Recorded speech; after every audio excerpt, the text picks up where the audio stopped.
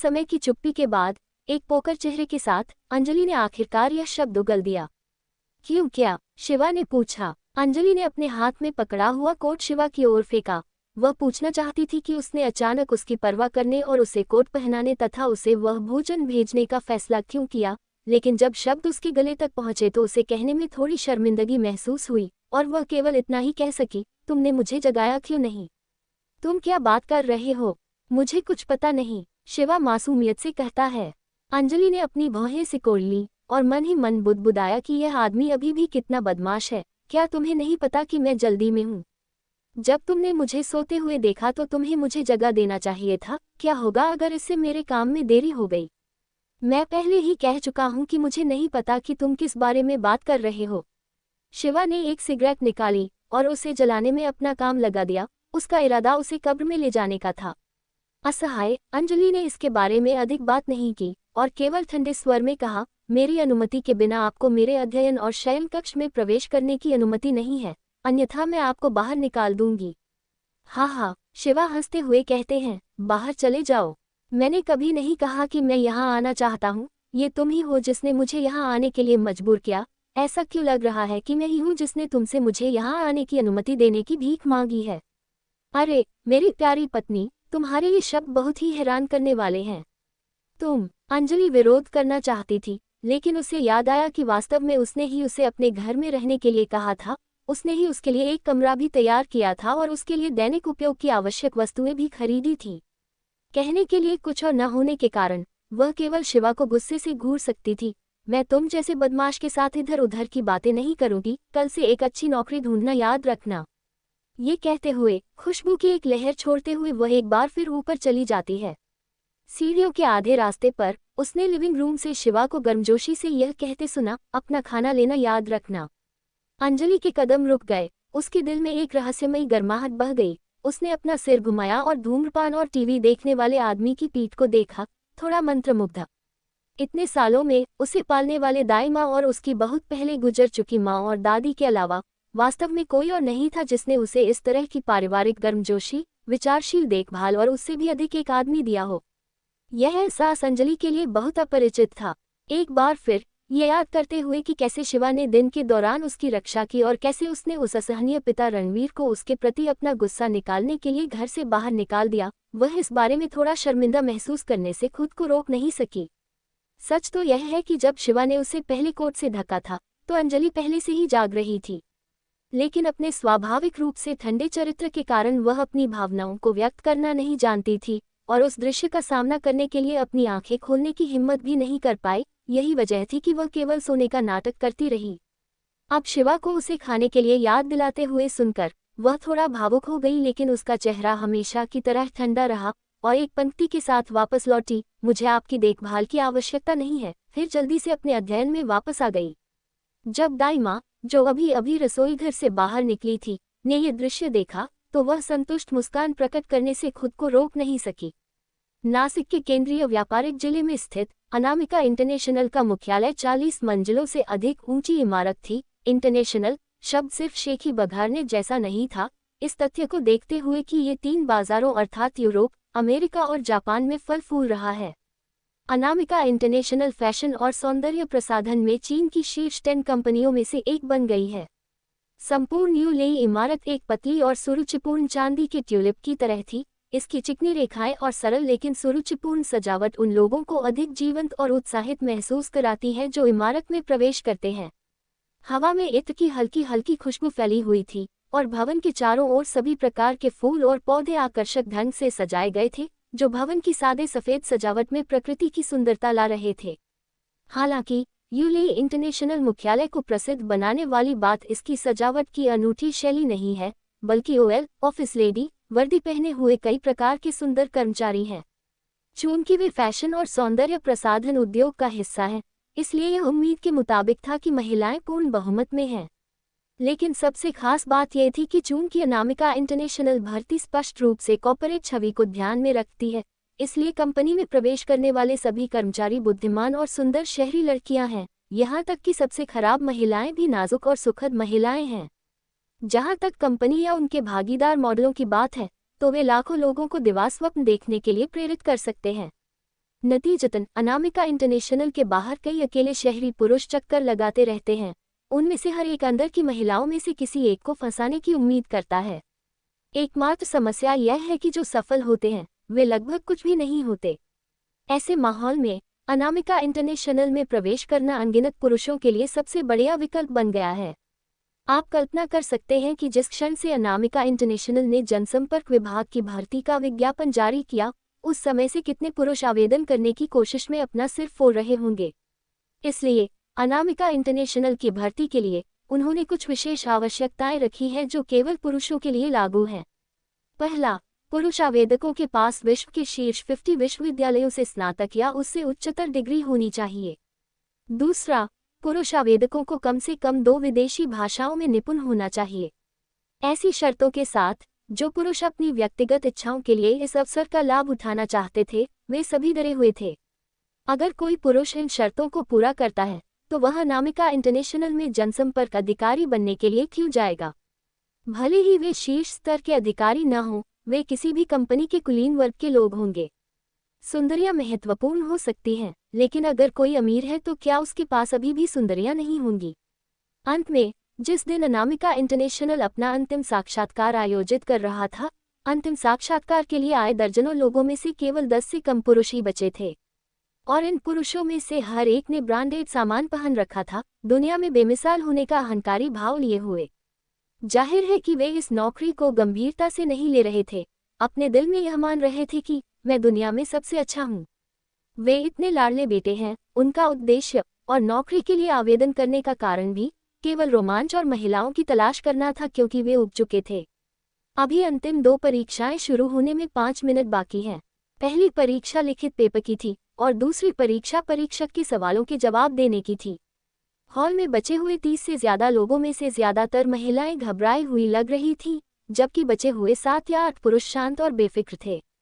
चौड़े पंखे के आकार वाले हॉल में शिवा के बगल में एक मोटा आदमी बैठा था, जिसका सिर चिकना था और चेहरा कोमल था। उसने पतला चश्मा लगाया हुआ था और वह पूरी तरह से अरमानी ब्रांड के कपड़े पहने हुए था।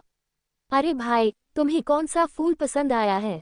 मोटा आदमी पास आया और एक मनहूस मुस्कान के साथ बोला। शिवा अनिश्चितता से पूछता है, क्या मतलब है कि आपको कौन सा फूल पसंद आया? अभी भी दिखावा कर रहे हो?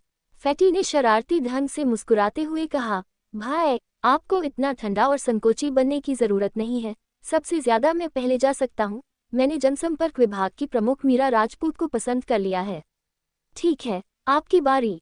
शिवा उस मोटे आदमी की ईमानदारी से अवाक रह गया और बोला, मैं यहाँ सिर्फ नौकरी के लिए आया हूँ। मेरी पहले से ही एक पत्नी है। भाड़ में जाओ, ऐसी झूठी कहानी पर कौन यकीन करता है? फैटी ने शिवा को अतुलनीय तिरस्कार भरी नजर से देखा। ईमानदार लोग झूठ नहीं बोलते। यहाँ बैठे अन्य भाइयों में से कौन यहाँ नहीं है क्योंकि उनके पास पैसा है लेकिन खर्च करने के लिए कोई जगह नहीं है और इसलिए वे महिलाओं को खोजने आए हैं। आप एक छोटी सी पीआर नौकरी के लिए आवेदन करने के लिए इस गर्मी के सीके कैल्विन क्लेन के नवीनतम फैशन को पहन रहे हैं। क्या आपको लगता है कि मैं मूर्ख हूँ या आप मूर्ख हैं? और एक पत्नी भी। अगर आप कहते हैं कि आपके 10 प्रेमी हैं तो मैं विश्वास करूंगा, लेकिन खुद को प्रबंधित करने के लिए पत्नी से शादी करने से बेहतर और क्या हो सकता है? शिवा आश्चर्यचकित था। उसने चुपचाप अपना सिर हिलाया, आह भरी और कहा, ये कैसे है कि ये देश विदेशों से भी अधिक खुला है? क्या दुनिया इतनी तेजी से बदल गई है? क्या ये हो सकता है कि मैं इस पीढ़ी का एक अच्छा आदमी बन गया हूँ? और उसने अब मोटे की निराधार पीड़ा पर ध्यान नहीं दिया। ठीक इसी समय हॉल के दरवाजे खुले। एक महिला जो काले रंग की पोशाक, सफेद शर्ट और बालों को जूड़े में बांधे थी, धीरे धीरे अंदर आई। उसके पीछे 4 खूबसूरतों एल सामग्री लेकर चल रही थी। वह यहाँ है, वह यहाँ है। इसलिए मीरा राजपूत व्यक्तिगत रूप से परीक्षण की निगरानी कर रही है। उसके बगल में बैठा मोटा आदमी ऐसा व्यवहार करने लगता है जैसे उसने कुछ एक्सटेसी पी ली हो। वह इतना उत्तेजित हो गया था कि उसने अपनी गांड सीट पर हिलानी शुरू कर दी। उसकी 2 भेड़ियों जैसी आंखें मीरा राजपूत नामक वर्दी में महिला को घूर रही थी।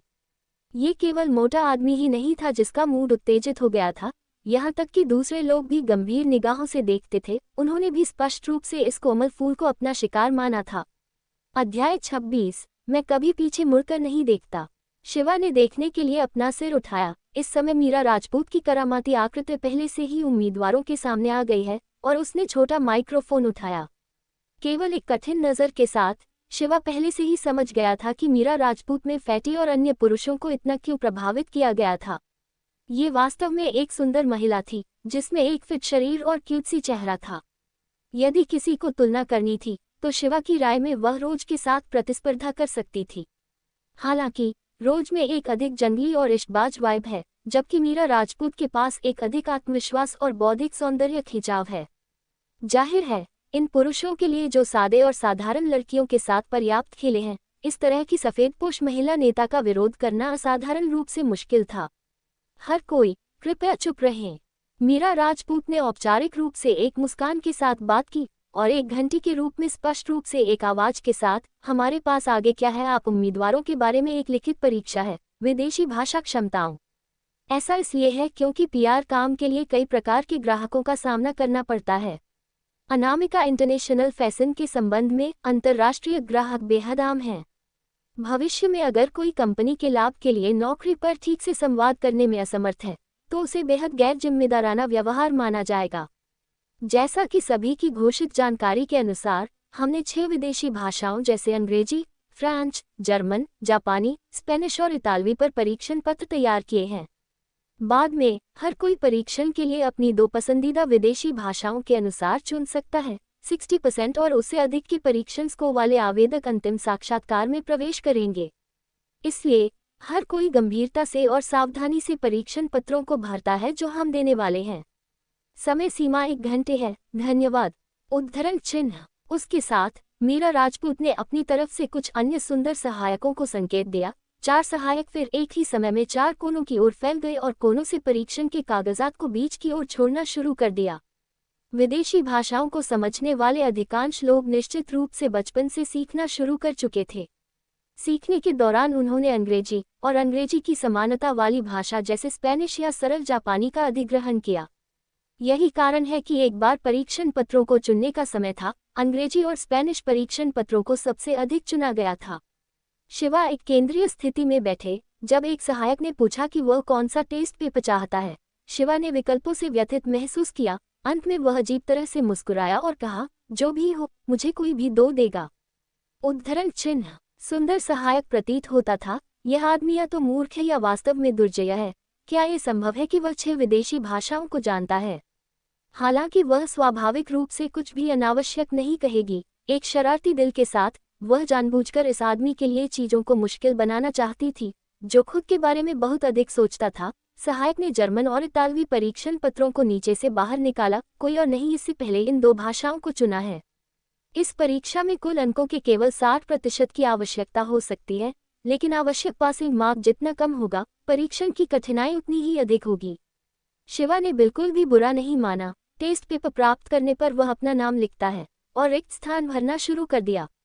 परीक्षा कक्ष का वातावरण 5 मिनट में भारी हो गया। सबसे महत्वपूर्ण बात यह है कि कुछ बचे हुए पुरुष उम्मीदवार काफी दुखी थे। कारण परीक्षण पत्र की सामग्री है। परीक्षण पत्र में अधिकांश प्रश्न महिलाओं के सौंदर्य प्रसाधन और महिलाओं के कपड़ों के बारे में थे। इस प्रकार का विशिष्ट ज्ञान कुछ ऐसा था जिसका वे शायद जवाब नहीं दे सकते, भले ही वह इंडिया में हो। वे जानते हैं कि महिलाओं के साथ कैसे खेलना है, लेकिन वे महिलाओं को नहीं समझते हैं। पुरुष विशिष्ट कॉस्मेटिक सामग्री शब्दावली, स्तन पैड, ब्रा और पेटी पेशेवर डिजाइनिंग शब्दावली द्वारा बमबारी से पागल हो रहे थे। 10 मिनट से भी कम समय में 7 या 8 शेष पुरुषों में से 4 ने अपना पेन गिरा दिया और चले गए। जाने से पहले वे अभी भी मीरा राजपूत की उग्र आकृति पर लालच से नजर डालते थे और अनिच्छा से परीक्षा कक्ष से बाहर निकल गए। शिवा के पास बैठे फैटी को एक दर्दनाक सिरदर्द के साथ गहराई से पसीना आ रहा था, लेकिन वह लगातार सहन करता रहा और बहादुरी से युद्ध करता रहा। जब 15 मिनट बीत गए तो शिवा ने टेस्ट पेपर को घूरते हुए अपनी भौहों को कम कर दिया। वह अपना हाथ उठाता है और कहता है, क्षमा करें प्रॉक्टर, मेरा एक सवाल है। उद्धरण चिन्ह। मीरा राजपूत ने अपनी औपचारिक व्यावसायिक मुस्कान बनाए रखी, शिवा में सिर हिलाया और इत्मीनान से उसके पास चली गई। आपके पास मिस्टर क्या प्रश्न है? उद्धरण चिन्ह। मीरा राजपूत के करियर की आकर्षण काफी हद तक बढ़ गई थी जब वह निकटता में प्रवेश करती थी। उसके शरीर पर चैनल इत्र की बेहोश गंध उसके बौद्धिक स्वभाव और उत्तम चेहरे के साथ अच्छी तरह से मेल खाती थी। वह एक सौंदर्य विकिरण प्रतिभा है। बगल में फैटी ने बहुत पहले ही अपनी कलम को जाने दिया था। वह अपनी लार निगलते हुए मीरा राजपूत को देखता है। शायद यह इसलिए है क्योंकि उसकी तरफ से बहुत सारी सुंदरियां हैं। इस समय रोज ली जिंग जिंग है, और इससे भी महत्वपूर्ण बात यह है कि उसकी पत्नी अंजलि जो मीरा राजपूत से एक ग्रेड अधिक है। शिवा मीरा राजपूत पर जमकर टकटकी नहीं लगाती है और उनके जर्मन टेस्ट पेपर पर बताते हुए कहा के बारे में सवाल के बारे में वेरिएटन, आपने वेरिटन शब्द को गलत समझा। वास्तव में जब टी-बैग की बात आती है तो आसानी से एक महिला की योनि पर अल्सर पैदा हो जाता है। यदि आप प्रत्यय आइटन का उपयोग करते हैं तो ये काफी अच्छा है। ये सरल और अधिक सटीक है। उद्धरण चिन्ह। शिवा ने जानबूझकर अपनी आवाज कम नहीं की, हालांकि उन्होंने बेहुदा और उदासीनता से बात की। जब वह समाप्त हो गया तो आसपास के लोगों ने सभी को चकित कर दिया क्योंकि वे उस पर चकित थे। समूह की कुछ महिलाओं ने भी शर्माना शुरू कर दिया। एक आदमी को सार्वजनिक सेटिंग में महिलाओं के निजी भागों के बारे में बात करते हुए सुनना अजीब था। मीरा राजपूत स्तब्ध थी। उसने कभी यह उम्मीद नहीं की थी कि शिवा का सवाल कोई व्यक्तिगत सवाल नहीं था और इसके बजाय टेस्ट पेपर के साथ एक समस्या थी। शिवा पर एक अजीब नज़र के साथ नज़र डालने के बाद वह अपने सहायक को तुरंत जांच के लिए ऑनलाइन जाने का संकेत देती है। कुछ ही क्षणों में जर्मन शब्दकोश के माध्यम से खोज करने के बाद सहायक ने मीरा राजपूत को सूचित किया कि शब्द अल्सर एक गलती है और संभवतः लापरवाही के कारण होता है। इसके साथ शिवा के आसपास के लोगों की छाप तुरंत बदल गई। प्रशंसा और ईर्ष्या में संदेह और आश्चर्य से अनामिका इंटरनेशनल की कई महिला कर्मचारी आपस में कानाफूसी करने लगी, शिवा को दिलचस्पी के साथ घूरते हुए। जब फैटी ने इस दृश्य को देखा तो वह मदद नहीं कर सका, लेकिन उसके दिल में रो पड़ा, अरे, ये सोचने के लिए कि वह बाघ खाने के लिए सुअर होने का नाटक कर रहा है, लड़कियों को लेने की कला में एक सच्चा विशेषज्ञ। मीरा राजपूत ने उसके होंठ और मुस्कान शुद्ध, मिस्टर आप वास्तव में एक वास्तविक प्रतिभा हैं। हमारी लापरवाही को इंगित करने के लिए धन्यवाद। कृपया परीक्षण के साथ जारी रखें। उद्धरण चिन्ह। जारी रखें। शिवा ने 2 परीक्षणों को उठाया। प्रॉक्टर, मैं पहले ही समाप्त हो चुका हूँ, मैं उन्हें मैं बदलना चाहता हूँ। ये है। उद्धरण चिन्ह। कमरे के सभी 4 कोनों से शोर निकलता है। इस समय परीक्षा हॉल में हर कोई हैरान था। क्या वह अभी भी इंसान है? केवल 15 मिनट बीत चुके हैं। न केवल उसने उच्च स्तर की गलती की है, उसने दोनों कागजात भी समाप्त कर दिए हैं और अब उन्हें जमा कर रहा है। मीरा राजपूत की अप्रभावित अभिव्यक्ति में आखिरकार एक बदलाव आया और आश्चर्य की थोड़ी प्यारी अभिव्यक्ति का पता चला। मिस्टर, क्या आप वाकई अपने परीक्षण पत्रों में हाथ डालना चाहते हैं? अभी भी 40 मिनट से अधिक शेष है, क्या आप जांचना नहीं चाहते हैं? उद्धरण चिन्ह। मुझे कभी पीछे मुड़कर नहीं देखने की आदत है, इस पर जाने की कोई आवश्यकता नहीं है। शिवा ने कहा कि वह अपनी सुविचारित सलाह को अस्वीकार करने के लिए अपना सिर हिलाता है। ठीक है, हम मौके पर टेस्ट पेपर ग्रेड करेंगे। उद्धरण चिन्ह। मीरा राजपूत ने किसी भी शानदार शब्दों के साथ जारी नहीं रखा क्योंकि उसने परीक्षा के कागजात लिए और सहायक को पारित कर दिया, फिर अन्य आवेदकों को देखना जारी रखा। हालांकि समय के बाद मीरा राजपूत शिवा को एक नज़र देगा जो उसकी जिज्ञासा को पूरी तरह से दबाने में असमर्थ है। ऊब महसूस करते हुए शिवा धुआं लेना चाहता था, लेकिन अचानक याद आया कि यह निषिद्ध था, इसलिए उसने अपना हाथ उठाया और पूछा, प्रॉक्टर, मैं बाथरूम जाना चाहता हूँ और जब मैं उस पर हूँ तो एक धुआं लेना चाहता हूँ। उद्धरण चिन्ह। पुची। कई महिलाएं जोर से हंसने से नहीं सह सकती थी। उन्हें उम्मीद नहीं थी कि यह सुंदर युवक जो अच्छी तरह से शिक्षित लग रहा था ऐसे अशिष्ट शब्द बोलेंगे, लेकिन ऐसा चरित्र उनके लिए ताज़ा था। आखिरकार इन सफेदपोश महिलाओं के सामने दिखाई देने वाले अधिकांश पुरुष पूर्ण पुरुष होने का नाटक कर रहे हैं। शिवा के अनुशासनहीन शिष्टाचार की तुलना में इसे स्वर्ग और पृथ्वी के बीच अंतर कहना अतिशयोक्ति नहीं है। मीरा राजपूत शिवा जैसे एक सन की व्यक्ति के विचारों को पूरी तरह से नहीं समझ रही थी। उसने अपने भौहों को बुना हुआ था क्योंकि उसने अपना सिर हिलाया था। ठीक है, हालांकि धूम्रपान करने के लिए बाथरूम जाने के बजाय मैं आपको इसे बाहर करना पसंद करूंगी। इमारत। इसके अलावा समय पर वापस आएं। बोलने के लिए मीरा राजपूत की प्रतीक्षा किए बिना शिवा पहले ही कमरे से बाहर भाग गया था और यहाँ तक कि दरवाजा बंद करना भी भूल गया था। अध्याय 27। बोहेमिया। अनामिका बिल्डिंग के बाहर शिवा सिगरेट पी रहा था जब उसने देखा कि निराश लोगों का एक समूह, जिसमें बदकिस्मत फैटी भी शामिल था, एक के बाद एक बिल्डिंग से बाहर निकल रहा था। शिवा को देखते ही फैटी के चेहरे पर गुस्सा झलकने लगा। मुझे कहना ही पड़ेगा, भाई, तुम्हारा दिमाग कितना बड़ा हो गया है। तुम इतने कठिन विषयों का उत्तर कैसे दे सकते हो? मैं अंग्रेजी की परीक्षा का केवल 80% ही समझ पाया और फ्रेंच की परीक्षा के बारे में तो तुम मुझे कुछ भी नहीं बताते। हे, ये सब किस्मत है, किस्मत। शिवा ने जवाब दिया। वह फैटी को यह नहीं बता सका कि उसने जिस अजीब मार्शल आर्ट का अभ्यास किया था, उसके कारण वह सिर्फ एक बार देखकर कुछ सीख सकता था। शिवा किसी भाषा का शब्दकोश याद करने के बाद उसका सफलतापूर्वक उपयोग कर सकता था। निराश फैटी कहता है, इस बारे में भूल जाओ, तुम्हारे जैसा असामान्य दिमाग वाला कोई ही अनामिका इंटरनेशनल में प्रवेश कर सकता है। हमारे बाकी भाई सभी असफल हो गए हैं, तुम्हें अंतिम मशाल वाहक के रूप में हम पुरुषों की छवि को बनाए रखना चाहिए। ईडी हौंफते हुए, क्या इस दौर में कोई और आदमी नहीं बचा है? शिवा ने पूछा। कौन सही दिमाग वाला व्यक्ति पूरे दिन अंडरवियर के डिजाइन के उद्देश्य पर शोध करने के अलावा कुछ नहीं करेगा, और वह भी फ्रेंच और स्पेनिश शब्दावली में?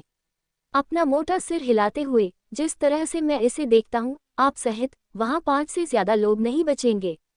शिवा ने परेशानी में अपना सिर रगड़ा। ईमानदारी से कहूं तो ये परीक्षा उतनी कठिन नहीं लगी जितनी फैटी ने बताई थी, लेकिन शिवा को लगा कि उसने बहुत ज्यादा परीक्षा दी है। उसे जानबूझकर कुछ सवालों के गलत जवाब देने चाहिए थे।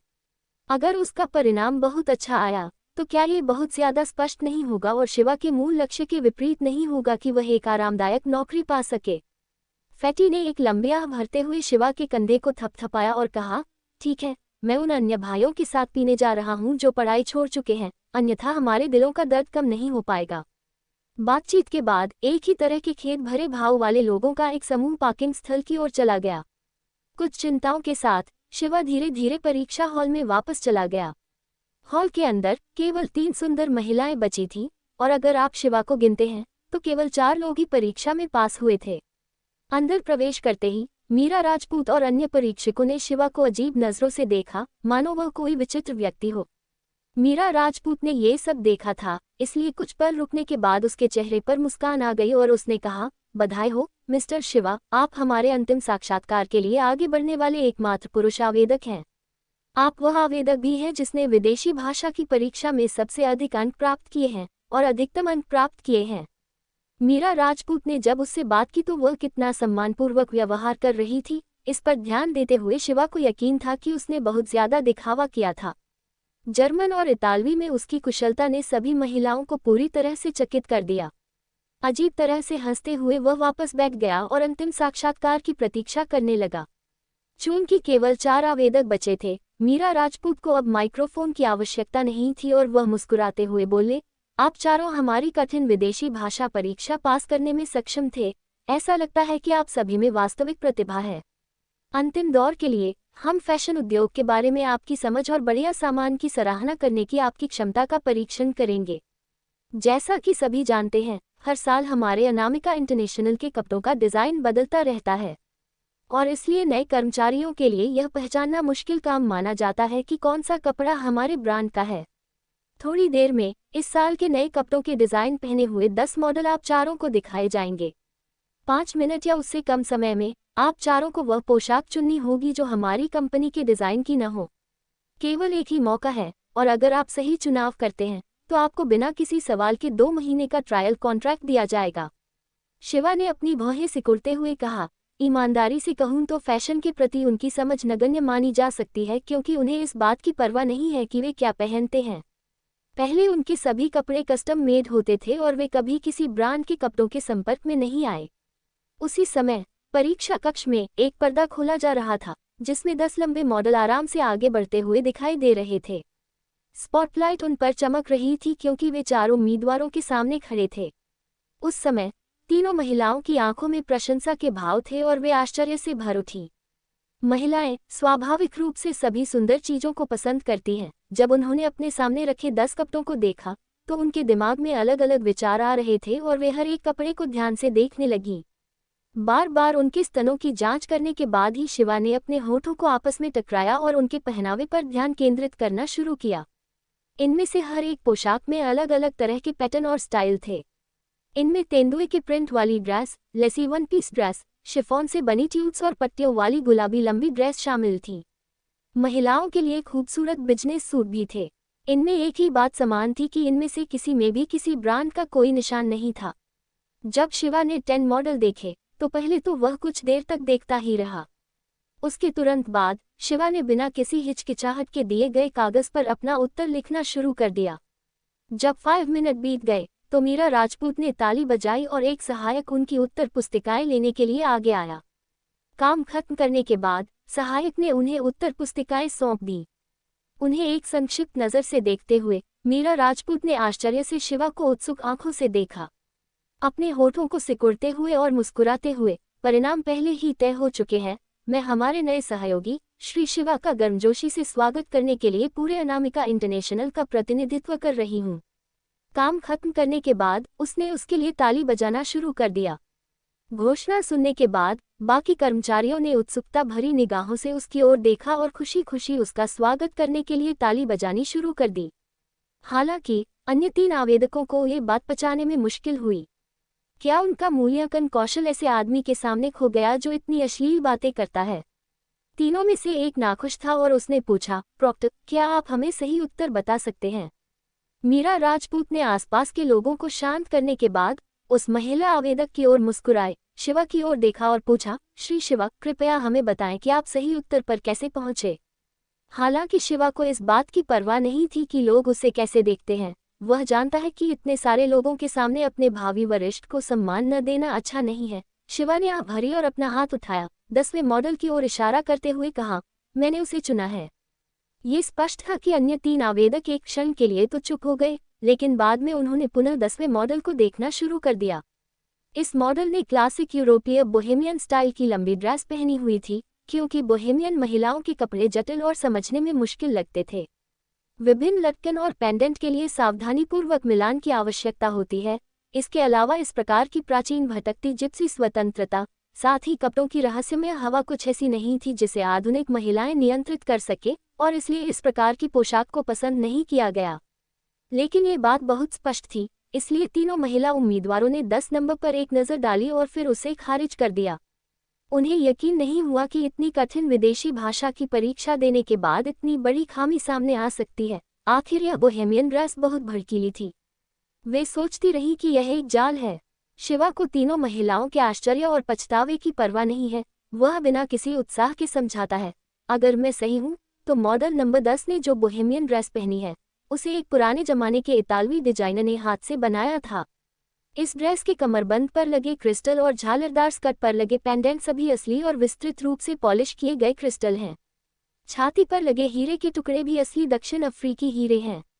मेरी राय में, हालांकि अनामिका इंटरनेशनल देश के शीर्ष 10 फैशन ब्रांडों में से एक है, लेकिन वे इस ड्रेस को सही बनाने के लिए इतने उच्च श्रेणी के प्राकृतिक क्रिस्टल और हीरे का उपयोग नहीं कर सकते हैं।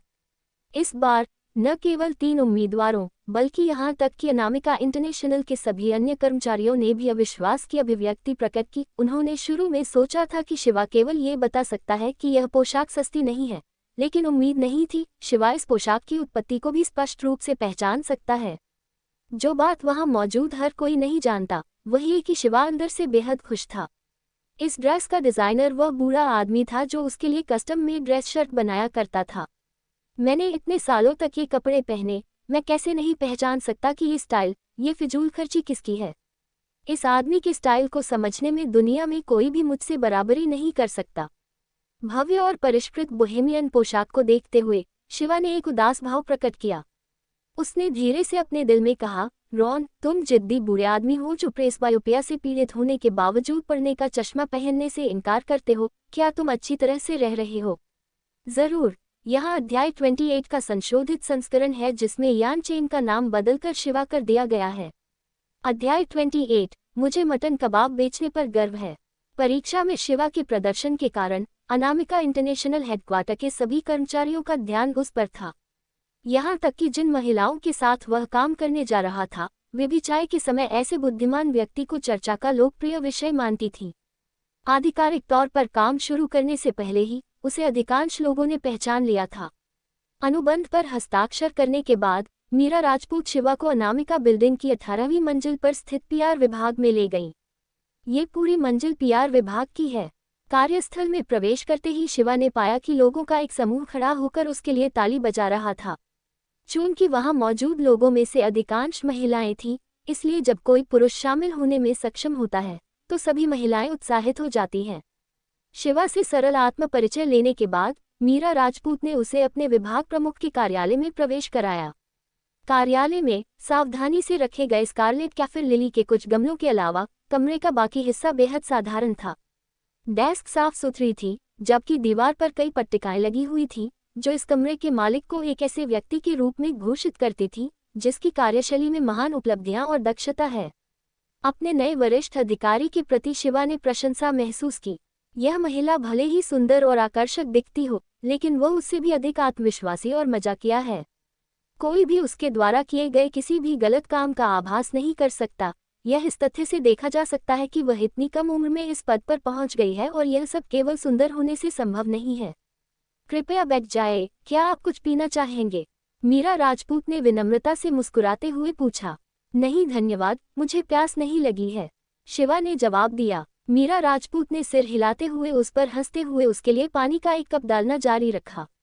मैंने तुमसे पूछा कि तुम क्या पीना चाहते हो, इसका कारण तुम्हारी प्यास बुझाना नहीं है, बल्कि ये तुम्हें इशारा है कि मैं तुमसे लंबी बात करना चाहता हूँ। ये कहकर कि तुम्हें प्यास नहीं लगी है, क्या तुम मेरे साथ लंबी बातचीत को अस्वीकार नहीं कर रहे हो? अब से तुम हमारे पीआर विभाग के सदस्य हो, इस तरह के सरल संकेतों को मत छोड़ो।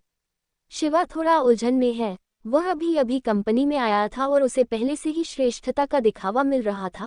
वह असहाय होकर कहता है, मिस मीरा, मैं एक असभ्य व्यक्ति हूँ। एक काम का लड़का होना मेरे लिए ठीक है, लेकिन इस तरह का व्यवसाय ऐसा कुछ नहीं है जिसमें मैं निपुण हूँ। मुझे विश्वास नहीं होता कि एक आदमी जो इतालवी जर्मन भाषा में पारंगत है और एक नज़र में इतालवी निर्मित हस्तनिर्मित डिजाइनर कपड़ों की कारीगरी को सटीक रूप से पहचानने में सक्षम है, उसे संभवतः एक असभ्य व्यक्ति माना जा सकता है। मीरा राजपूत की चमकदार और सुंदर आंखें सीधे शिवा को देख रही थी। मेज के सहारे झुकी हुई वह पतली और सुंदर लग रही थी। यह शिवा के पास मीरा राजपूत के तीखे शब्दों का कोई जवाब नहीं था, और वह केवल अपने हाथ ऊपर उठा सकता था। मिस मीरा, मानो या न मानो, मैं यहाँ केवल नौकरी की तलाश में हूँ। वास्तव में मुझे ये भी पता नहीं है कि पीआर विभाग में क्या काम होता है, लेकिन निश्चित रूप से चूंकि मैंने अनुबंध पर हस्ताक्षर किए हैं, इसलिए मैं अपना सर्वश्रेष्ठ दूंगा। मैं बस पहले सच्चाई बताना चाहता हूँ। ये देखकर कि शिवा झूठ नहीं बोल रहा था, मीरा राजपूत ने विषय बदल दिया। मैंने अभी आपका बायोडेटा देखा है। आपने जो जानकारी दी है वह बहुत सीमित है, केवल Harvard university market management master degree है। हालांकि सभी आवेदकों में से आप अकेले ऐसे हैं जिनके पास अमेरिकन आइवी लीग स्कूल से मास्टर डिग्री है। यही वजह है कि आप एकमात्र अपवाद थे जिन्हें सीधे अंतिम परीक्षा सूची में शामिल किया गया था। अभी ऐसा लगता है कि हमने कोई गलती नहीं की है, क्योंकि कम से कम विदेशी भाषाओं और फैशन के मामले में तो आप असाधारण उपलब्धियां रखते हैं। सब किस्मत का शुक्रिया। किस्मत? सामने बैठी महिला अधिकारी से ऐसी प्रशंसा की बौछार सुनकर शिवा, जो अनगिनत बंदूकों से गोली चलने पर भी अपनी भौहें नहीं सिकोड़ता था, अचानक कुछ दोषी महसूस करने लगा। मीरा राजपूत को शिवा के बेतुके बहानों से असंतोष महसूस हुआ। वह अपनी सीट पर लौट आए और थोड़ी देर चुप रहने के बाद उसने पूछा, शिवा, चूंकि आप कहते हैं कि आप पीआर के बारे में कुछ नहीं समझते हैं, तो आपने आवेदन क्यों किया? तुम सच्चाई जानते हो, मैं झूठ क्यों सुनना चाहूँगा? मुझे लगता है कि आप झूठ सुनना पसंद करेंगे। सच्चाई आपके लिए बर्दाश्त से बाहर हो सकती है। शिवा ने कुछ शर्मिंदा महसूस करते हुए कहा, सच, मैं सच सुनना चाहता हूँ। मीरा राजपूत को बहुत गुस्सा आ रहा था। इस नए कर्मचारी को अपने वरिष्ठ के प्रति बिल्कुल भी सम्मान नहीं है। शिवा ने गहरी सांस ली। ठीक है, तो मैं आवेदन करने का मुख्य कारण यह है कि मेरी पत्नी चाहती है कि मुझे एक सम्मानजनक कार्यालय की नौकरी मिले। आपकी पत्नी चाहती है कि आप एक सम्मानजनक नौकरी खोजें। मीरा राजपूत को लगता है कि वह बेहोश होने वाली है। वह अपनी भौहें सिकुड़ती है और पूछती है, आपकी पिछली नौकरी क्या थी?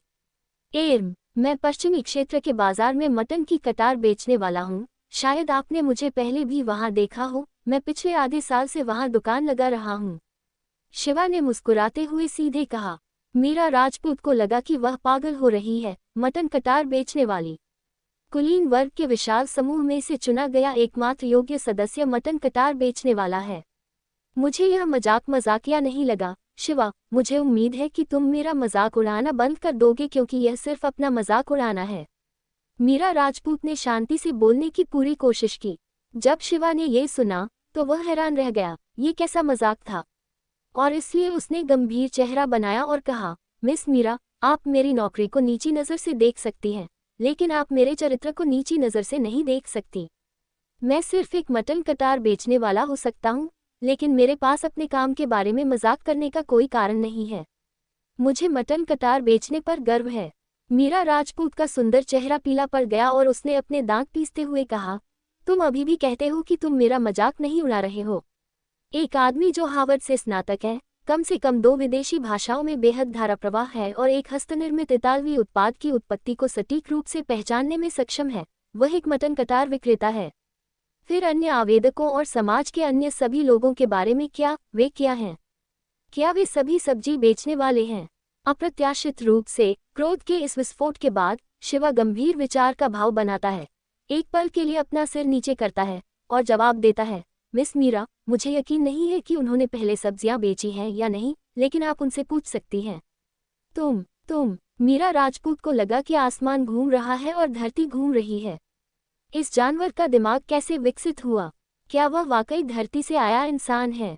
अपने नए वरिष्ठ अधिकारी के चेहरे पर गुस्से की लहरें और छाती का बार बार हिलना देखकर शिवा को एहसास होता है कि वह मुसीबत में फंस गया है, क्योंकि औपचारिक रूप से काम शुरू करने से पहले ही उसने अपने वरिष्ठ अधिकारी को इतना गुस्सा दिला दिया है। लेकिन शिवा को वास्तव में नहीं पता कि क्या करना है। वह झूठ बोलना चाहता था, लेकिन वह सुनने से इनकार कर देती है। वह सच बोलता है और वह गुस्सा हो जाती है। उसे क्या करना चाहिए? इसलिए वह केवल खुद को संभाल सकता था और चुप रह सकता था। मीरा राजपूत को महिलाओं के बीच हीरो माना जाता है। वह गुस्से से भड़क सकती थी, लेकिन वह अपनी भावनाओं को जल्दी से शांत करने में भी कामयाब रही। हालांकि जिस तरह से वह शिवा को देखती थी, वह पहले जैसा दयालु नहीं था। ऐसा लग रहा था कि शिवा को देख रहा था जैसे कि वह उसे ढूंढने और खुद को खुश करने के लिए यहाँ कोई प्लेबॉय है। एक बार जब उसने इस तरह से चीजों के बारे में सोचा, तो मीरा राजपूत ने एक ठंडी मुस्कान दी और कहा, ठीक है, मैं तुम्हारे साथ ज्यादा बात नहीं करने जा रहा हूँ। तुम्हारी डेस्क तीसरे कॉलम के पीछे बाहर है, ये पहले से ही साफ है। कोई होगा जो तुम्हें काम सौंपेगा। तुम जा सकती हो। ओह, शुक्रिया मिस मीरा, अब मैं विदा लेता हूँ, शिवा ने कहा जैसे उसके सीने से बोझ उतर गया हो। जैसे ही वह खड़ा हुआ, उसे अचानक कुछ याद आया और उसने अपना शरीर घुमाया, पानी का प्याला उठाया और एक ही घूंट में पी गया। ऐसा करने के बाद उसने अपनी आस्तीन से अपना मुंह पोंछा और उसके दफ्तर से बाहर निकल गया। ये देखकर मीरा राजपूत की भौहें एक बार फिर सिकुड़ गईं। उसे लगा कि वह शिवा पर एक और नज़र नहीं डालना चाहती, लेकिन उसने पहले ही अनुबंध पर हस्ताक्षर कर दिए थे। अगर वह उसे जल्दी निकालना चाहती, तो कंपनी को काफ़ी भारी जुर्माना देना पड़ता। इस तरह की हरकतों के लिए सीईओ की मंजूरी लेनी पड़ती है, नहीं तो ऐसा नहीं किया जा सकता। आखिरकार, भले ही ये केवल एक परीक्षण अवधि है, वह अब मुख्यालय का सदस्य है और किसी विभाग के प्रबंधन के अधिकार क्षेत्र में नहीं है। इस पर सोचने के बाद मीरा राजपूत ने फिर भी फोन करने का फैसला किया। नमस्ते, लाइन के दूसरी तरफ खड़ी महिला ने धीरे से कहा। मीरा राजपूत ने एक पल के लिए हिचकिचाहट दिखाए, फिर कहा, सीईओ, मैं नए पुरुष परीक्षण पीआर सदस्य को बर्खास्त करना चाहूंगा। उसके पास कुछ गंभीर रवैया की समस्याएं, अखंडता की समस्याएं और क्षमता की समस्याएं हैं। कई विशिष्ट कारण हैं। मैं आपकी स्वीकृति प्राप्त करना चाहता हूं। सीईओ कहलाने वाली महिला कुछ देर चुप रही, फिर बोली, आप हमेशा अपने काम को लेकर सतर्क रहे हैं। जब से आपने कॉन्ट्रैक्ट साइन किया है, आपको तुरंत पछतावा क्यों हो रहा है? मुझे उसका सारा डेटा भेज दीजिए, मैं उसे देखने के बाद अपना फैसला लूंगी। हाँ, सीईओ, मीरा राजपूत ने फोन रखने के बाद असहाय होकर आह भरी, फिर डेटा स्टोरेज खोला और कंपनी के इंट्रानेट के माध्यम से उसने शिवा की जानकारी सीधे सीईओ के कार्यालय को भेज दी। अध्याय 29, पीआर विभाग। शिवा ने अपने जोशीले नए सहकर्मियों का अभिवादन करते हुए धीरे धीरे अपनी सीट की ओर कदम बढ़ाया। जैसे ही वह बैठा, उसे एक बार फिर कई शानदार दिखने वाली महिलाओं ने घेर लिया। उनमें से प्रत्येक अपनी चमकती आंखों से उसे घूर रही थी। अरे हैंडसम, मुझे अपना परिचय देने दो, मेरा नाम राधिका है। यह एक बेज सूट में बड़े लहरदार वक्रों वाली एक महिला थी और लाल फीनिक्स आंखें, ऊपर की ओर झुके हुए कोनों वाली आंखें, जो असाधारण रूप से आकर्षक थीं। इस समय उसने गर्मजोशी से अपना सफ़ेद हाथ बढ़ाया और अपना परिचय दिया। बड़ी बहन राधिका, हमारे नए सहकर्मी अभी अभी आए हैं और आप पहले से ही अपना हाथ बढ़ा रही हैं। क्या आपको उन्हें डराने का डर नहीं है? बेबी ब्लू रंग की पोशाक पहने एक और महिला ने गे की आवाज़ में हंसते हुए कहा। उसका चेहरा थोड़ा गोल था और उसका शरीर काफी भरा हुआ था। उसने हंसते हुए कहा, आपका नाम शिवा है ना? यहाँ से हमारे पीआर विभाग में आपको यहाँ बड़ी बहन राधिका से सबसे ज्यादा सावधान रहना होगा। जब वह पुरुषों को खाती है तो हड्डियों को भी नहीं छोड़ती। राधिका बिना शर्माए हम्फ की आवाज निकालती है और अपना हाथ बढ़ाकर मोटी महिला के उभरे हुए नितंबों को दबाती है। बचाओ प्रीति, कौन नहीं जानता कि तुम्हारी मांग ही सबसे ज्यादा है। तुम रात में एक आदमी के बिना सो भी नहीं पाती हो। हम्फ, ऐसा नहीं है बड़ी बहन राधिका, देखो हमारी बड़ी बहन मानसी की अभी तक शादी नहीं हुई है। चाहे कुछ भी हो जाए हम उसे उससे नहीं छीन सकते। प्रीति की निगाहों का अनुसरण करते हुए शिवा ने एक शांत महिला की ओर देखा। ये गुलाबी पोशाक में एक लंबी महिला थी जिसके कंधे तक के बाल बैंगनी रंग की कई धारियों से रंगे हुए थे और उसके चेहरे की सुंदर विशेषताएं एक विशिष्ट कार्यालय महिला शैली को प्रकट कर रही थी। मानसी ने प्यार से मुस्कुराते हुए कहा, आप लोग क्या देख रहे हैं? मैं तो बस हमारे नए सहकर्मी का स्वागत कर रही हूँ और मैं उतनी नीच नहीं हूँ जितना आप लोग मुझे बना रहे हैं। ऐसा कहते हुए मानसी ने अपना हाथ आगे बढ़ाया और कहा, छोटे भाई शिवा, क्या आपको हाथ मिलाने में कोई आपत्ति नहीं होगी? ओह बिल्कुल, शिवा को स्वाभाविक रूप से ऐसी सुंदरता के साथ निकट संपर्क में कोई आपत्ति नहीं होगी। ये और भी बेहतर होगा यदि वह उसके नितंबों पर चुटकी काट सके जैसे राधिका ने प्रीति के साथ किया था। जैसे ही वह मानसी के पतले हाथ के संपर्क में आया, शिवा ने महसूस किया कि मानसी की चंचल छोटी उंगली उसकी हथेली पर धीरे से रगड़ रही है। जैसे ही उसने अपना सिर उठाया, मानसी ने उम्मीद के मुताबिक उसे एक शरारती आंख मारी। बस इस सरल और संदिग्ध कार्रवाई ने शिवा को ऐसा महसूस कराया कि वह 9वें आसमान पर था। कोई आश्चर्य नहीं कि इतने सारे पुरुषों ने अनामिका इंटरनेशनल में प्रवेश करने के लिए इतनी मेहनत की। यहाँ की महिलाओं की औसत गुणवत्ता इतनी अधिक है और इससे भी महत्वपूर्ण बात यह है कि वे बेहद दोस्ताना हैं। 3 महिलाओं के स्वागत के बाद कार्यालय की कई महिलाओं ने भी शिवा का स्वागत किया, बेशक बिना किसी चूक के, और कुछ गंदे चुटकुले भी जोड़े। 10 मिनट बाद ही शिवा ने ऑफिस में एक और आदमी को देखा। ये एक काफी छोटे कद का गोरा आदमी था जिसने सफेद शर्ट पहनी हुई थी। वह कॉलेज के छात्र की तरह दिख रहा था जिसकी अभी तक युवावस्था पूरी नहीं हुई थी और उसका चेहरा नाजुक और शर्मीला था। शिवा ने देखा कि उसका एकमात्र पुरुष साथी उसे बधाई देने के लिए नहीं आया और इसके बजाय लगातार शर्मीली नजर आ रही थी। उसे यह अजीब लगा, ये कैसे संभव है कि एक पुरुष इन महिलाओं के समूह से कम मिलनसार हो। इसलिए शिवा ने अपना हाथ आगे बढ़ाने की पहल की और कहा, मैं शिवा हूँ, ऐसा लगता है कि आप इस कार्यालय में एकमात्र अन्य व्यक्ति हैं। चलो भविष्य में अच्छी तरह से साथ रहते हैं। सुंदर लड़के ने तुरंत शिवा से हाथ मिलाया और चेहरा थोड़ा लाल हो गया। उसने अपना सिर नीचे किया और कहा, एर्म, मैं चिराग हूँ, आपका स्वागत है। हमारे विभाग में आपका स्वागत है। चिराग, सुबह का इरेक्शन, क्या नाम है, लेकिन उसका ये पहलू बिल्कुल भी इरेक्शन करने में सक्षम नहीं लगता। कोष्टक, शिवा खुद को हंसने से रोक नहीं पाए और बोले, आपका ये नाम बहुत सार्थक है, बहुत मर्दाना है। जब चिराग ने ये सुना तो उसने शर्म से अपना सिर और भी नीचे कर लिया और धीरे से कहा, धन्यवाद। ये सही है, वह शर्मीला है। मॉर्निंग इरेक्शन नाम का एक आदमी एक लड़की की तरह नाजुक और शर्मीला है। आसपास की महिलाएं वहां आईं और मोटी महिला जिसका नाम प्रीति गेज था हंसी और बोली, शिवा, आप यह नहीं जानते होंगे, छोटा चिराग यहाँ उत्तरी विश्वविद्यालय से एक विद्वान है। आपके आने से पहले वह हमारे विभाग में एकमात्र पुरुष था। अब हालात बेहतर हैं। बड़े भाई शिवा के आने से हमारे कार्यालय में यिन और यांग का संतुलन थोड़ा ठीक हो गया है। एक युवा महिला पीआर सदस्य ने पहले ही शिवा को बड़ा भाई कहना शुरू कर दिया है। शिवा ने अन्य महिलाओं के साथ कुछ देर तक मजाक किया और कार्यालय में ज्यादा समय न बिताते हुए वह अपनी मेज पर वापस आ गया और विभिन्न दस्तावेजों और कार्यालय उपकरणों को व्यवस्थित करना शुरू कर दिया। शिवा के सबसे नजदीकी डेस्क पर सबसे पहले हाथ मिलाने वाली राधिका थी। राधिका ने खुशी से पूछा, हैंडसम, क्या तुम्हें किसी मदद की जरूरत है? अगर तुम्हें कुछ समझ में नहीं आ रहा है तो मुझसे पूछो। शिवा ने 1 मिनट सोचा और पूछा, इतना शर्मीला छोटा चिराग भी पीआर में शामिल हो सकता है? क्या पीआर को ग्राहकों से मिलते समय बातचीत और व्यापारिक सौदे नहीं करने पड़ते?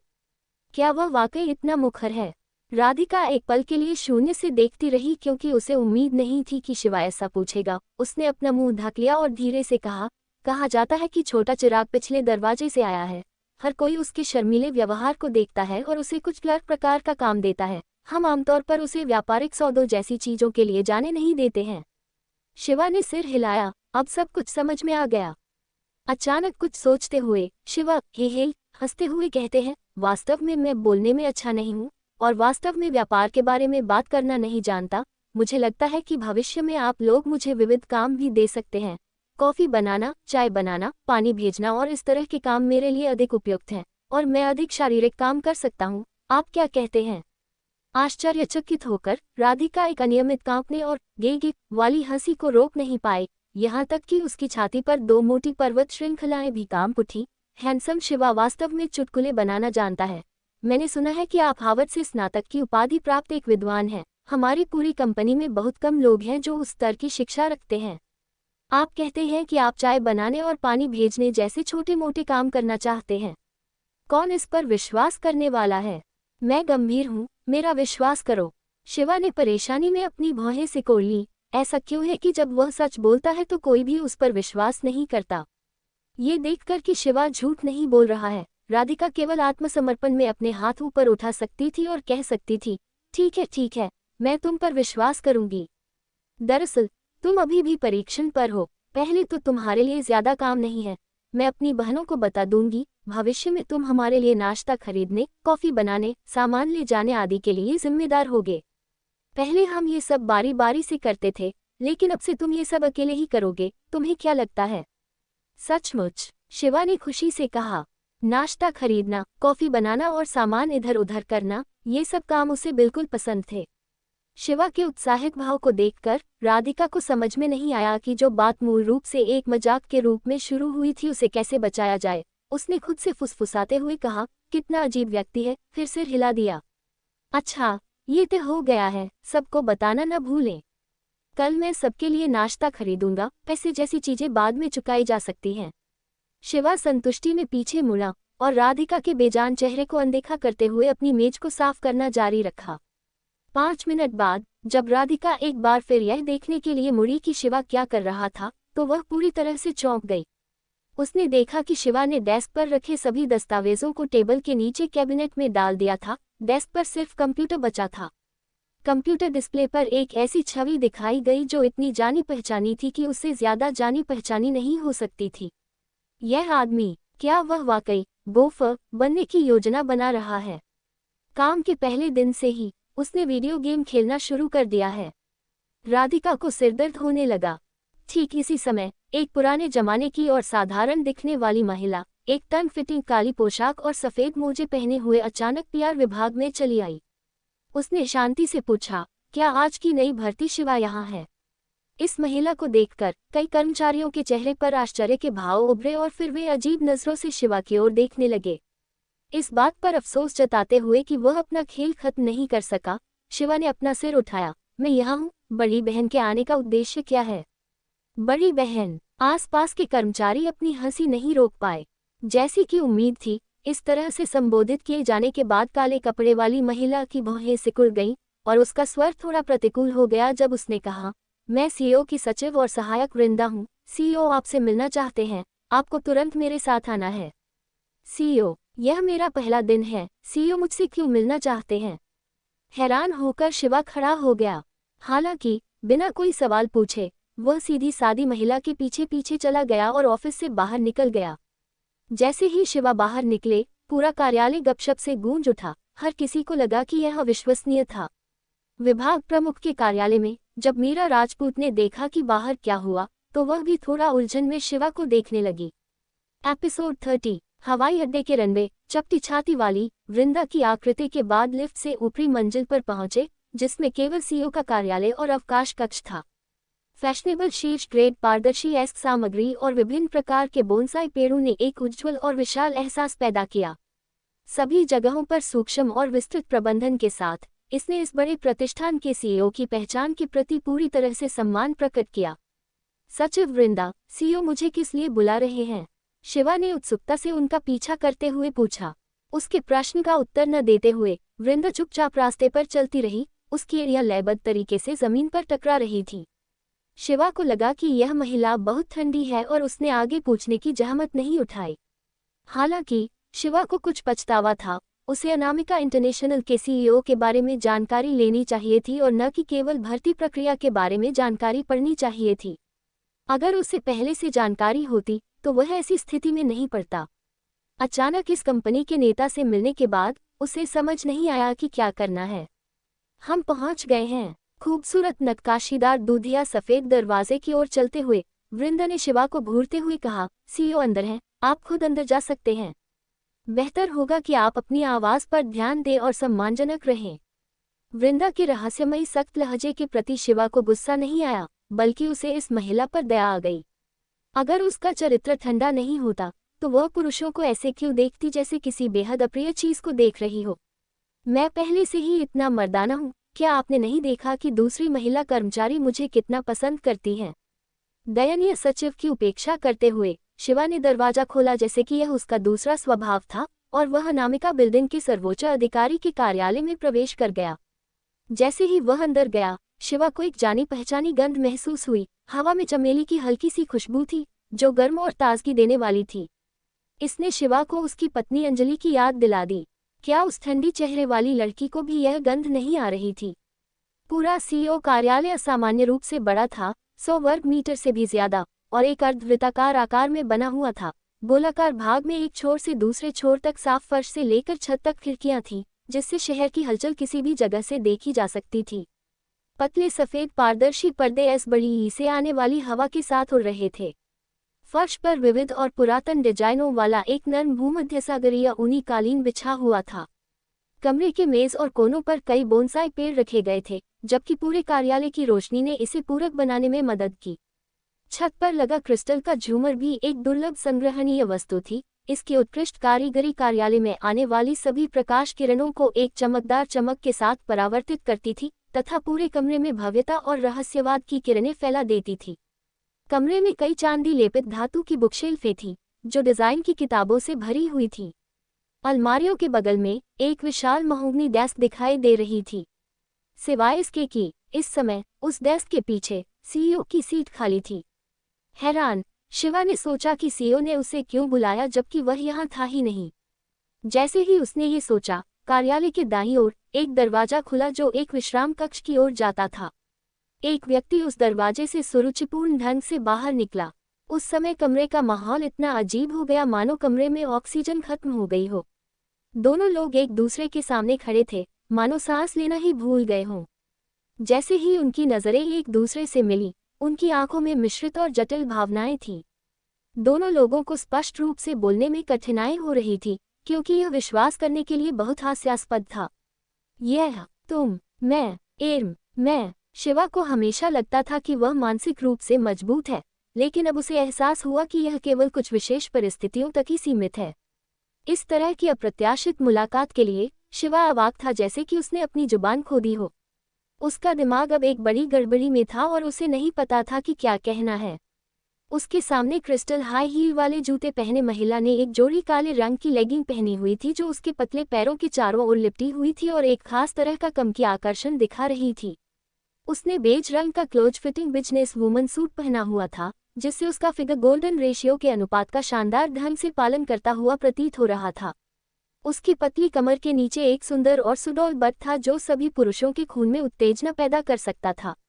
उसके सिर पर लंबे काले बाल बड़े करीने से बंधे हुए थे, जिससे उसकी सुंदर हंस जैसी बर्फ जैसी सफेद गर्दन और भी ज्यादा चमकदार लग रही थी। अगर सिर्फ यही होता तो भी यह सहनीय होता। जो चीज उसे सबसे ज्यादा अनूठा बनाती है वह है उसका स्वर्ग से भेजा हुआ चेहरा, जो इतना सुंदर था कि कोई भी उसके सामने शक्तिहीन हो जाता। तुम क्या? अंजलि ने उस बदमाश आदमी को देखा, जिसके चेहरे पर ऐसा भाव था जैसे कॉकरोच खाने के बाद उसके पास शब्द नहीं थे। जटिल और नर्वस भावनाओं की पिछली झलक पतली हवा में धुएं की तरह गायब हो गई। चंचल और चिढ़ाने वाले मूड में आते हुए उसने कहा, क्या तुम हमेशा बात करने में अच्छे नहीं थे, दिखावा करने में अच्छे नहीं थे? क्या हुआ? अब आधा वाक्य भी साफ नहीं बोल पाते। शिवा का मुंह कुछ देर के लिए खुला रह गया। वह अचंभित था, वह पूरा वाक्य नहीं बोल पाया। अंत में वह कमरे के कोने में पानी के कूलर की ओर भागा। एक कागज का कप लिया और उसमें पानी भरकर उसने अपने दिल को शांत करते हुए एक घूंट में कप खाली कर दिया। अपना मुंह पोंछने के बाद वह मुड़ा और एक बार फिर अंजलि की अचानक उपस्थिति का सामना किया। उस समय अंजलि ने पहले से ही अनामिका इंटरनेशनल नामक जहाज के कप्तान का प्रभावशाली रवैया अपना लिया था। चमड़े की कुर्सी पर शांति से बैठी, उसकी अभिव्यक्ति सौम्य फिर भी ठंडी थी। वह शिवा को देख रही थी। बैठी हुई वह एक देवी की मूर्ति की तरह लग रही थी, शांत और उज्ज्वल। वाह, जीवन एक नाटक की तरह है, और नाटक वास्तव में जीवन की तरह है। शिवा चुपचाप अपने सामने खड़ी महिला को काफी देर तक देखता रहा। वह खुद को हंसने से नहीं रोक पाया। अच्छी अच्छी छोटी अंजलि, मेरी पत्नी, तुमने मुझे पहले क्यों नहीं बताया कि तुम अनामिका की सीईओ हो? इससे मुझे काम खोजने में होने वाली बहुत सी परेशानियों से बचा जा सकता था। बस मुझे एक छोटी सी सुरक्षा नौकरी दे दो जो साफ सुथरी हो और ऑफिस में भी हो। मिस्टर शिवा, ध्यान दीजिए कि आप मुझे कैसे संबोधित करते हैं। कार्यालय में मैं आपका वरिष्ठ हूँ। अंजलि की खूबसूरत आंखों में एक ठंडी निगाह चमक उठी। उसके सामने यह आदमी एक पल पहले भी सीधा खड़ा था, वह अचानक अपने प्लेबॉय टोन में वापस क्यों आ गया? शिवा ने ये हंसी बनाए और कहा, कार्यालय में आप मेरे वरिष्ठ हैं, तो क्या इसका मतलब यह है कि कार्यालय के बाहर मैं आपको जो चाहूं कह सकता हूं? अनुमति नहीं है। अंजलि ने जल्दी से वीटो कर दिया। यह आश्चर्यजनक था कि यह व्यक्ति इस तरह के घृणित और रोंगटे खड़े करने वाले संबोधन के बारे में कैसे सोच सकता है। अंजलि ने अपनी भौहें सिकुड़ते हुए कहा, आप मुझे मेरे नाम से बुला सकते हैं, लेकिन आपको अन्य घृणित शब्द जोड़ने की अनुमति नहीं है। शिवा ने उसे अनदेखा कर दिया, क्योंकि अभी उसकी भावनाएं शांत हो चुकी थीं। पहले से लगा सदमा पहले ही नगण्य स्तर पर आ चुका था। इसलिए उसने अभद्रता से अंजलि के सामने एक कुर्सी खींची, अपने पैरों को क्रॉस किया, आह भरी और कहा, ठीक है, चलो इस बारे में बात नहीं करते। सीईओ, अंजलि ने मुझे किस लिए बुलाया है? अब जाकर अंजलि को शिवा को बुलाने का उद्देश्य याद आया। शिवा की ओर आंखें घुमाने के बाद उसने कंप्यूटर मॉनिटर को 180 डिग्री घुमाया, स्क्रीन पर शिवा के रिज्यूमे की ओर इशारा किया और कहा, आपके रिज्यूमे में लिखा है कि आपके पास हार्वर्ड यूनिवर्सिटी के मार्केट मैनेजमेंट में मास्टर डिग्री है। आप पूरी छात्रवृत्ति के प्राप्तकर्ता थे और अंग्रेजी और फ्रेंच दोनों में कुशल भी हैं। शिवा ने अपना बायोडेटा देखा। वह पहले से ही अनुमान लगा सकता था कि अंजलि क्या पूछने वाली है, लेकिन वह केवल अपना सिर हिला सका। यह सही है तो क्या? हार्वर्ड से मास्टर डिग्री, अंग्रेजी और फ्रेंच में प्रवीण। अंजलि ने शिवा को ऐसे देखा जैसे यह उनकी पहली मुलाकात हो और उसने उसे परखते हुए कहा, क्या तुम वेस्ट डिस्ट्रिक्ट में मटन स्क्यू नहीं बेचते हो? तुम्हारी शिक्षा इतनी प्रतिष्ठित कैसे हो सकती है? शिवा ने पहले से ही बहाना तैयार कर रखा था, जैसे कि वह किसी किताब से कुछ कह रहा हो। उसने कहा, जब मैं बच्चा था तो मेरा अपहरण कर लिया गया और मुझे संयुक्त राज्य अमेरिका में बेच दिया गया। फिर मुझे कुछ अच्छे इरादों वाले लोगों ने पाला। वहाँ मैं कॉलेज गया और फ्रेंच भी सीखा। हालांकि मेरे जीवन में कोई बड़ा लक्ष्य नहीं था और मेरे पालक माता पिता के गुजर जाने के बाद मैं मटन की कटारें बेचने और अपने दिन बिताने के लिए यहाँ वापस आ गया। आप वेस्ट डिस्ट्रिक्ट के फेरी वालों से पूछ सकते हैं, वे सभी जानते हैं कि मैं अभी आधे साल पहले ही वापस आया हूँ। चूंकि अंजलि अनामिका इंटरनेशनल जैसी बड़ी कंपनी का नेतृत्व करने में सक्षम थी, इसलिए स्वाभाविक रूप से वह मूर्ख नहीं होगी। वह शिवा की बातों पर इतनी आसानी से कैसे भरोसा कर सकती थी? उसके बुद्धिमान चेहरे पर कुछ हद तक नाखुशी का भाव दिखाई दिया जब उसने एक ठंडी हम की और कहा, फिर विदेशी भाषाओं की परीक्षा के बारे में क्या हुआ? आपने जर्मन और इतालवी को चुना और दोनों में पूरे अंक प्राप्त किए, ऐसा कैसे हुआ?